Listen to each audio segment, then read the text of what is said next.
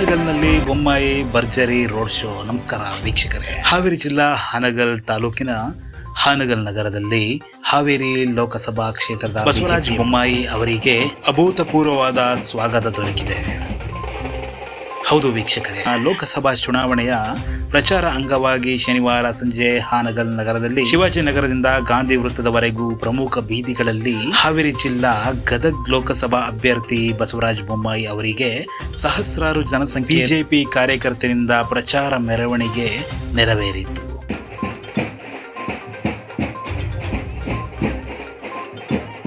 ಸಂಸದರಾದ ಶಿವಕುಮಾರ್ ಉದಾಸಿ ಅವರು ಮಾತನಾಡಿ, ರಾಷ್ಟ್ರ ರಾಜಕಾರಣ ಚುನಾವಣೆ ಬಿಜೆಪಿಗೆ ಮತ ನೀಡುವ ಮೂಲಕ ರಾಷ್ಟ್ರದ ಭದ್ರತೆಯ ರಕ್ಷಣೆ ಜವಾಬ್ದಾರಿಗೆ ಮತದಾರರು ಸಹಕರಿಸಬೇಕು ಎಂದರು.